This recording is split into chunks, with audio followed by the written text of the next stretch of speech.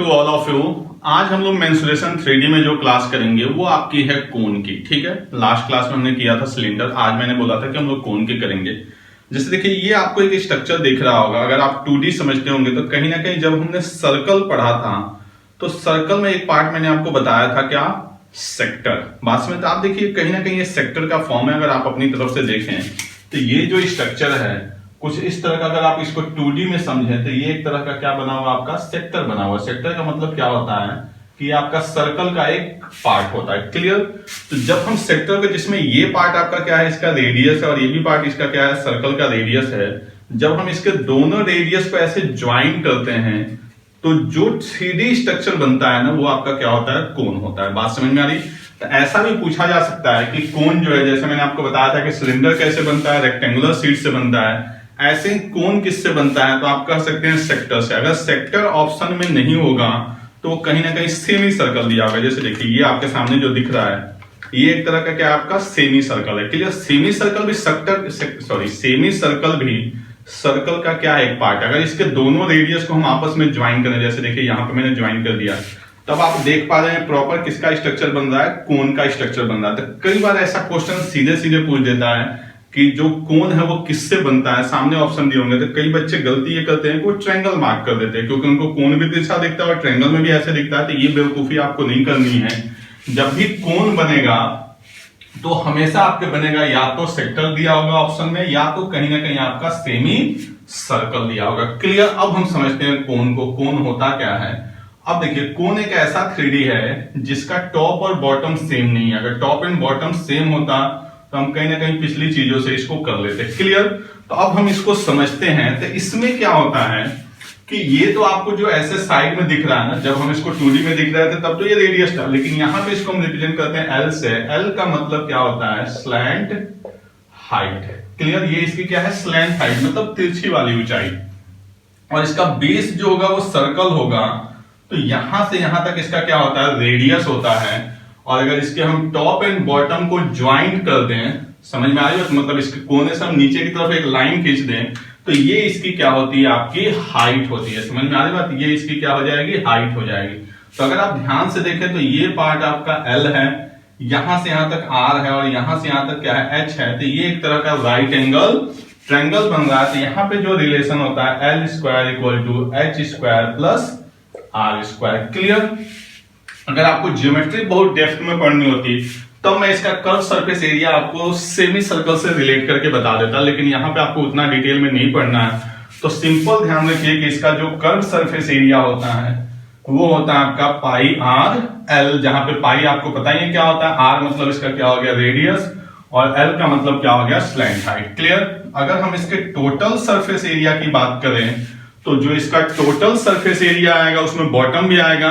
तो आप कोन जैसे देखते हैं कई जगह हम लोग कैनोपी लगा के, या जो जोकर वाली कैप होती है या बर्थडे वाली जो कैप होती है वो किसका है, कोन का है। तो जो इसका नीचे का बॉटम होता है वो कहीं ना कहीं प्रॉपर क्या होता है, एक सर्कल होता है। तो टोटल सरफेस एरिया में ये पाई आर एल तो आएगा ही आएगा, और साथ में नीचे बेस का एरिया वो क्या हो जाएगा, पाई आर स्क्वायर। और इसका अगर आपको वॉल्यूम याद करना है तो वॉल्यूम जो इसका होता है वो क्या होता है, सिलेंडर का 1/3 होता है। याद रखिएगा कोन का जो वॉल्यूम होता है वो सिलेंडर का क्या होता है, 1/3 होता है। तो सिलेंडर का हमने वॉल्यूम पढ़ रखा है पाई आर स्क्वायर एच, तो कोन का हो जाएगा 1/3 पाई आर स्क्वायर एच। क्लियर? तो इतनी सारी कहानी आपकी थी कोन से रिलेटेड, कोन बनता कैसे है, इसमें ये रिलेशन, एक कर्व सरफेस एरिया, एक टोटल सरफेस एरिया, और एक आपका वॉल्यूम। ठीक है? अब इसके बाद हम इसके क्वेश्चन को देखते हैं। जो पहला क्वेश्चन आज की क्लास का बहुत ही सिंपल लिया हुआ हमने करा, the diameter of a cone is 14 centimetre. यानी डायमीटर जो इसका है वो आपका कितना है, 14 centimetre, and it's slant height is 9 centimetre. इसकी जो स्लैंट हाइट है वो कितनी है आपकी, 9 सेंटीमीटर। हमसे क्या पूछा जा रहा है, find the area of its curve surface, यानी इसका पूछा जा रहा है आपसे कर्व सरफेस एरिया। तो देखिए कर्व सरफेस एरिया आपको पता है क्या होता है, पाई आर एल। तो पाई आर, डायमीटर की वैल्यू आपके पास दी गई है 14 सेंटीमीटर, तो यहां से जो रेडियस की वैल्यू हो जाएगी वो 14/2 यानी क्या हो जाएगी, 7 सेंटीमीटर, इंटू एल की वैल्यू 9, 7 से 7 कैंसल, ये वैल्यू कितनी आ जाएगी, 198 सेंटीमीटर स्क्वायर। क्लियर? तो ये एकदम सिंपल सा क्वेश्चन था, नोट करें इसको। फिर हम लोग नेक्स्ट क्वेश्चन पे आते हैं। तो नेक्स्ट क्वेश्चन है वो भी बहुत सिंपल सा, कह रहा है the radius and height of a cone are in the ratio, यानी रेडियस और हाइट का जो रेशियो दिया गया है वो क्या दिया हुआ आपका 4:3, यानी अगर 4 रेशियो रेडियस होगा तो 3 रेशियो क्या होगा आपका हाइट होगा। ठीक है। The area of the base is 154 centimetre square. Base, तो कोन का बेस क्या होगा आपको ये पता है, ये स्ट्रक्चर किसका हो गया कोन का।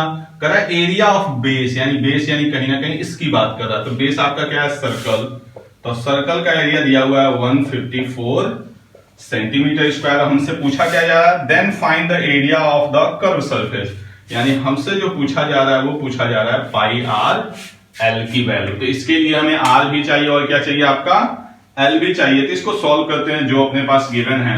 तो पाई यानी 22/7 into r square equal to यहाँ पे क्या है आपका 154। तो ये 22 से 22 क्या हो जाएगा, इससे 7 टाइम्स में कैंसिल। तो r square equal to 7 into 7, then r की वैल्यू यहाँ पे क्या आ गई आपकी 7, यानी जो रेडियस अपने पास आ गया वो क्या आ गया आपका 7। ठीक है। अब हमसे क्वेश्चन में क्या पूछा जा रहा है आपका, एक मिनट, पाई आर स्क्वायर। ठीक है, चलिए आर की वैल्यू आ गई 7 और यहां पे जो आर है वो क्या है 4 पार्ट है। समझिए ध्यान से, क्वेश्चन में थोड़ा सा आपको समझना होगा। जो हाइट है वो कितना आपका 3 पार्ट है।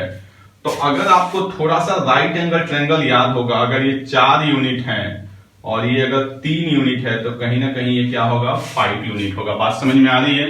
अगर हम यहाँ पे बात करें तो रेडियस अपने पास 4 पार्ट है, हाइट अपने पास 3 पार्ट है, तो ये कहीं ना कहीं 5 यूनिट होगा किसकी एल की वैल्यू। अब है कि ये एग्जैक्ट वैल्यू नहीं है, कहीं ना कहीं ये क्या है आपका रेशियो में दिया गया है। तो हमें यहाँ पे आर की वैल्यू तो एग्जैक्ट पता है। ठीक है, आर की वैल्यू अपने पास एग्जैक्ट कितनी आ चुकी है 7। हमें क्या चाहिए एल की वैल्यू। अब ध्यान समझिए, इस 4 यूनिट की वैल्यू कितनी है 7 और आपको कितने यूनिट की वैल्यू फाइंड आउट करनी है 5 यूनिट की। तो जो 5 की एग्जैक्ट वैल्यू होगी वो 7/4 इंटू 5। ये बात सबको समझ में आ रही है।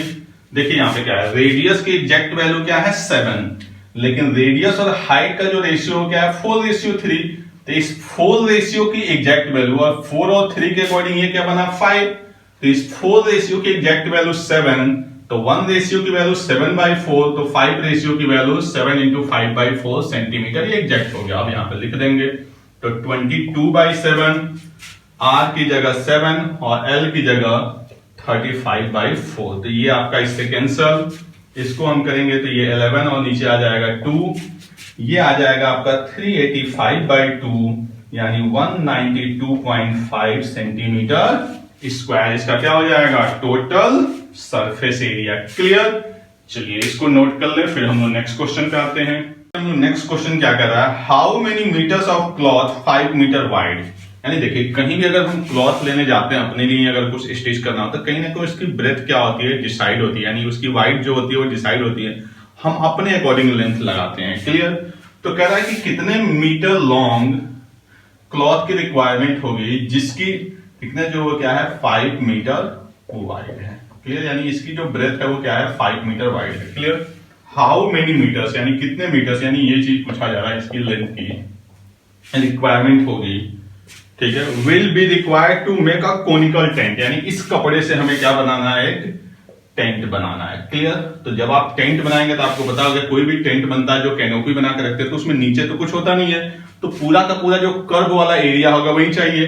तो जो एरिया अपना इधर से आएगा वो एरिया इसके इक्वल हो जाएगा। क्लियर, तो यही चीज कर रहा है। तो अब यहां से अगर हमें लेंथ पता करना तो हम लिखेंगे लेंथ इंटू 5 और इधर इसका कर्व सरफेस एरिया आपको पता है क्या होता है पाई आर एल। अब क्वेश्चन में देखिए क्या दिया हुआ है, the radius of which base is 7 metre. इसका रेडियस जो दिया गया है वो कितना दिया गया है 7 मीटर।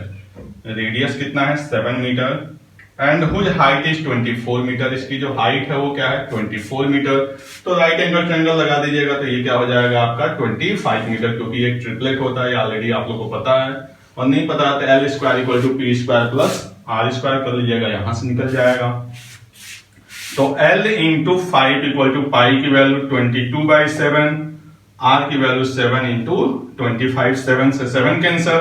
ये जो 5 है इधर जाएगा तो इसको कट करेगा कितना 5, यानी एल की वैल्यू जो हो जाएगी वो हो जाएगी 110 मीटर। यानी कितनी लेंथ की रिक्वायरमेंट होगी हमें? 110 मीटर। क्लियर? क्वेश्चन समझ में आ रहा है? ये एक क्लॉथ है जिससे हमें इसको बनाना है, तो दोनों का एरिया क्या होना चाहिए? सेम होना चाहिए। इसका area length into breadth, length हमें फाइंड आउट करना है, इसका एरिया पाई आर एल। यहां से हमने एल की वैल्यू निकाली। इसी क्वेश्चन को थोड़ा सा और एक्सटेंड करना होता तो वो इसकी रेट दे देता कि जो इसका रेट है क्लॉथ का वो 5 रुपए पर मीटर है, तो टोटल कॉस्ट कितनी आएगी? तो 5 को हम क्या कर देते? 110 से मल्टीप्लाई कर देते। क्लियर? इसको नोट करें, फिर हम लोग नेक्स्ट क्वेश्चन पे आते हैं। प्रश्न क्या कह रहा है? Curve surface area of a cone is 308 centimetre square. यानी कर्व सरफेस एरिया यानी पाई आर एल, ये कितना दिया हुआ अपने पास? 308 सेंटीमीटर स्क्वायर। ठीक है। And it's slant height is 14 centimetre. जो इसकी स्लैंट हाइट है यानी एल की वैल्यू अपने पास क्या है? 14 centimetre. Find the radius of the base.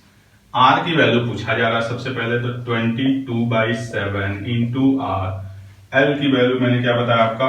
14 centimetre equal to 308। यहां से आर अगर निकालना हो तो ये तो 2 टाइम्स में कैंसल, यानी 308 डिवाइडेड बाई 2 इंटू 22।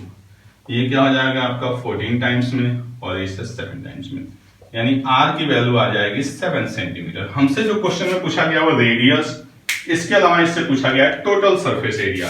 तो टोटल सरफेस एरिया आपको पता है, टोटल सरफेस एरिया का मतलब curve surface area plus area of base. Area of base क्या होता है? Pi are square. तो 7 से 7 कैंसल, 308 प्लस 154, यानी ये बन जाएगा 462 सेंटीमीटर स्क्वायर। तो बहुत सिंपल सा क्वेश्चन था, नोट कर ले इसको भी। नेक्स्ट क्वेश्चन है the slant height and base diameter of A conical Tom. Slant height यानी एल की वैल्यू कितनी है? 25 centimetre. And base diameter, diameter की वैल्यू कितनी है? 14 सेंटीमीटर। इसका मतलब रेडियस कितना हो जाएगा अपने पास? 7 सेंटीमीटर। ठीक है। आगे क्या कह रहा है? Find the cost of white washing it's curve surface.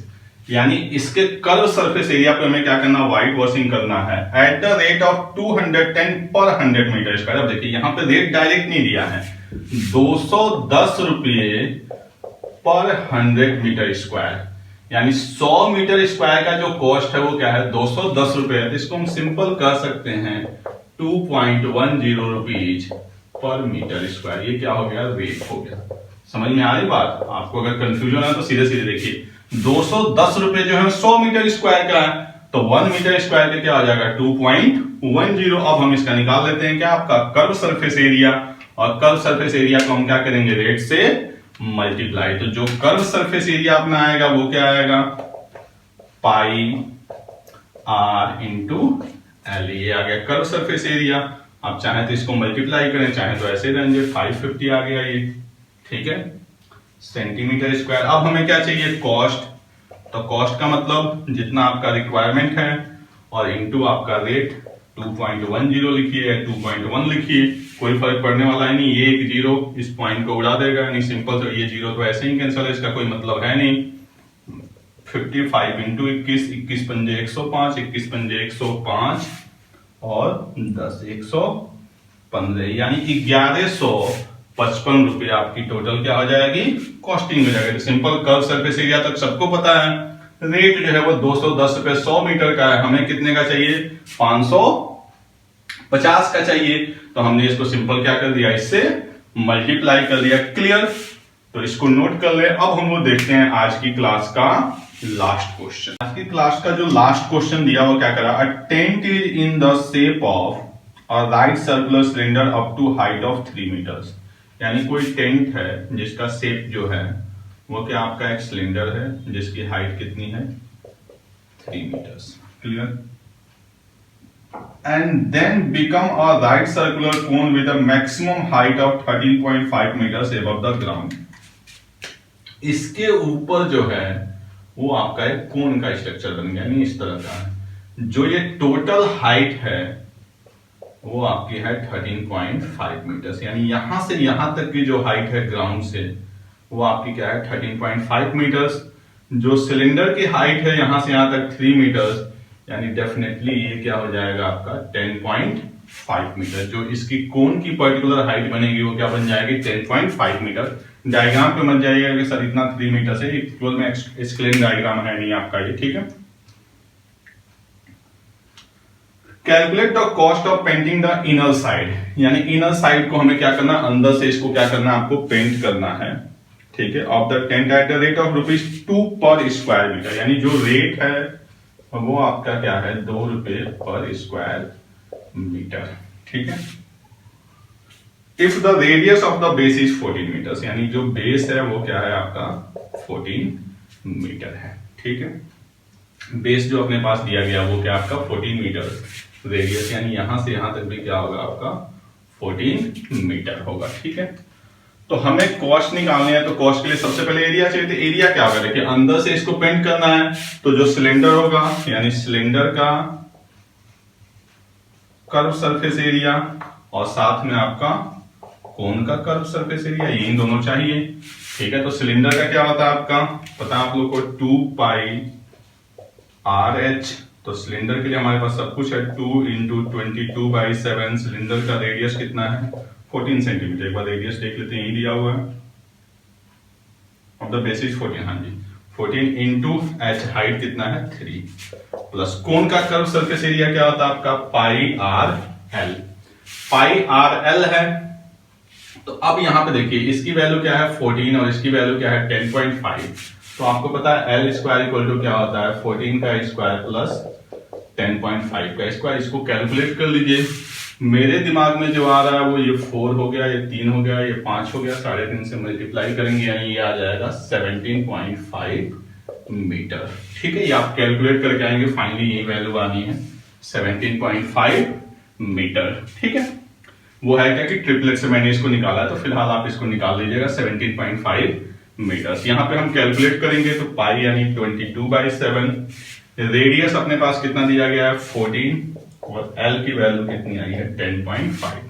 यहाँ पे करते हैं 7 2, ये क्या बन गया आपका 44, 2 2 4, 88 × 3 प्लस यहाँ पे करेंगे हम, तो ये बन गया 7 से इसको कट करेंगे या इसको कट कर दीजिए 2, ये बन गया 22 × 21, यहाँ पे करेंगे इसको फाइनली ऐड, तो ये बन जाएगा आपका 24, 8 के 24 2 26 प्लस 21 दूनी 42, 21 दूनी 42 और 4 46 4 6 2, दोनों को ऐड करें तो ये हो गया 6 6 6 12 4, यानी 726 मीटर स्क्वायर। ये क्या हो गया आपका टोटल एरिया हो गया। हमें क्या चाहिए टोटल कॉस्ट। देखिए एरिया में क्या है सिंपल, आपको सिलेंडर का कर्व सरफेस एरिया और कोन का सरफेस एरिया निकालना और दोनों को क्या कर देना ऐड करना है। 726 हो गया, हमें इसकी कॉस्ट चाहिए तो 2 × 726 यानी 1452 रुपए, ये क्या आ जाएगा टोटल कॉस्ट आ जाएगा। क्लियर।